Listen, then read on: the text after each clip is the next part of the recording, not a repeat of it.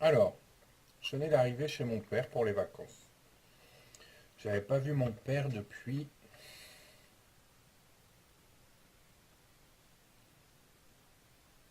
J'avais pas vu mon père depuis presque 5 ans. Et avec ma soeur, on avait décidé d'aller passer les vacances chez lui. Et c'était les vacances de la Toussaint. Je suis en train de percuter maintenant. C'était les vacances de la Toussaint et c'était genre en 80... Je crois que c'était 98, ouais. Ouais, c'est ça. Je crois que c'était en 98. 98, grande année pour moi. Donc, à la Toussaint... Non, 97 du coup. Ouais, 97. Donc à la Toussaint 1997, j'arrive chez mon père que je n'avais pas vu depuis 4 ans, presque 4 5 ans. Bref, quand j'arrive chez lui, euh, mon père buvait et donc quand j'arrive chez lui, il avait fait un petit repas avec deux de ses amis et ils avaient fait une soirée Scrabble. Mon père était un pro du Scrabble. Donc, ben voilà, moi je suis arrivé, donc j'ai joué avec eux au Scrabble. Ma soeur était pas là, elle faisait son truc de son côté, quoi. Et donc on a joué au Scrabble jusqu'à plus de 23 heures, hein. Et en fait c'était marrant parce que plus la soirée allait, et eux ils étaient trois, donc c'était un couple d'amis à lui et plus mon père. Et bon bah ils picolaient, et puis c'est de la vinasse quoi, c'était pas le bon vin, c'était je sais pas comment on dit là, la mauvaise vinasse là, je sais plus comment on dit, enfin bref, pas de la vinasse. Et donc ils étaient complètement jetés. Et à la fin, vers 11 heures minuit, je crois qu'il était passé minuit, hein, le couple décide de s'en aller, clopin clopant, donc bah ivre en fait, et du coup c'était marrant quoi, mais adorable, hein. C'était des gens vraiment que j'ai beaucoup estimés dans mon cœur et que j'estime encore beaucoup.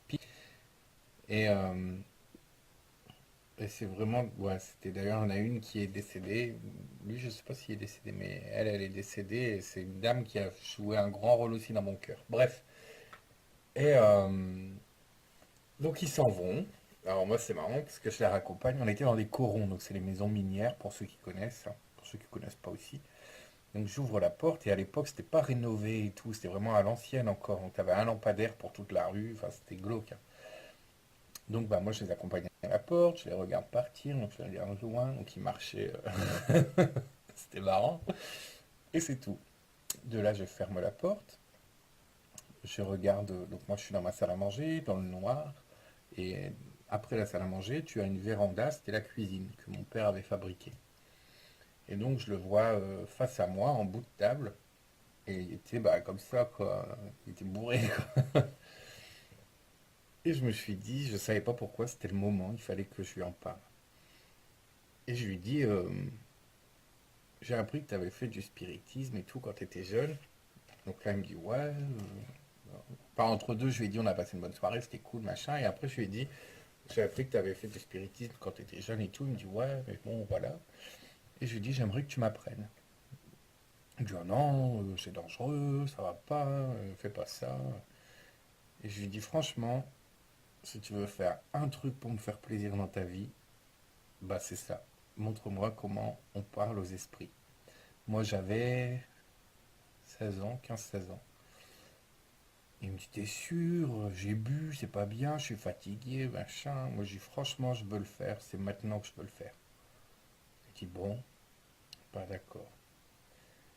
Donc là, qu'est-ce qu'on fait? Moi je prends les lettres du Scrabble. Donc avec les lettres du Scrabble, je fais A, B, C, D, E, F, G, H, machin, l'alphabet.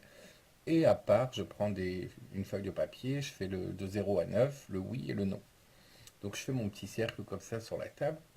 Je prends un verre ballon dans le service à verre.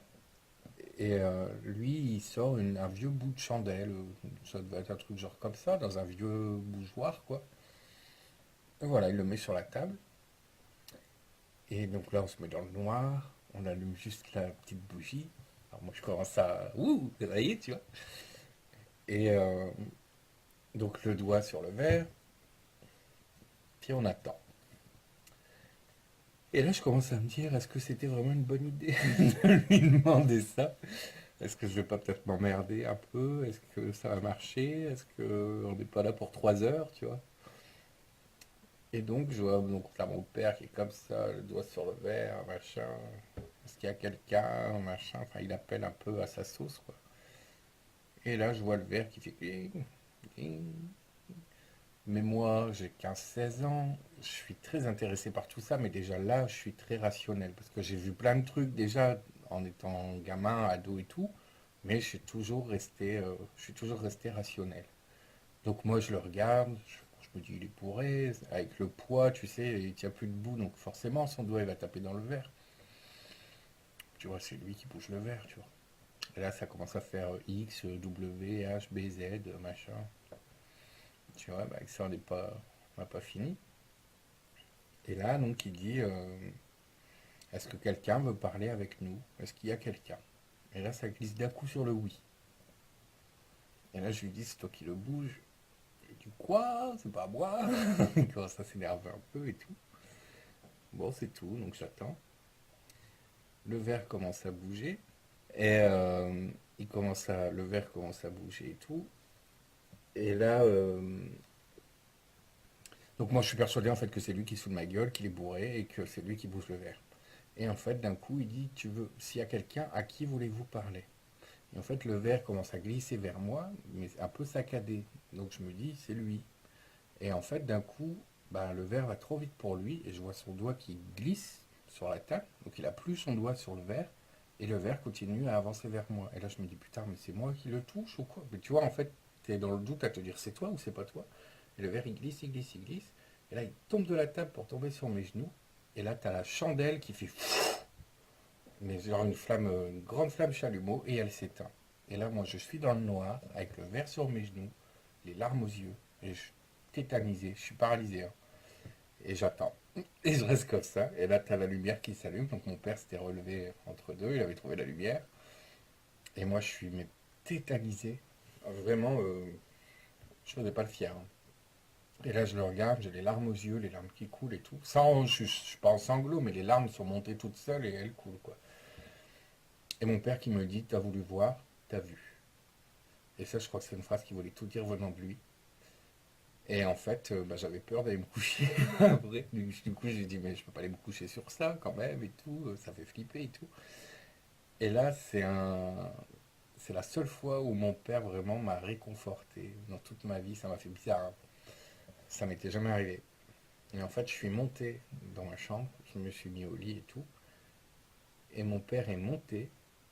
Et là, il m'a ramené et je l'ai plus, et je regrette, je l'ai donné cette statue, parce que c'était une époque où, quand les gens comptaient pour moi et que je devais déménager, comme j'ai beaucoup déménagé, ben, je leur donnais des choses qui m'étaient chères, et au final, ben, je suis dégoûté, j'ai été très con, parce qu'en plus, ça se trouve, ces gens-là les ont même plus.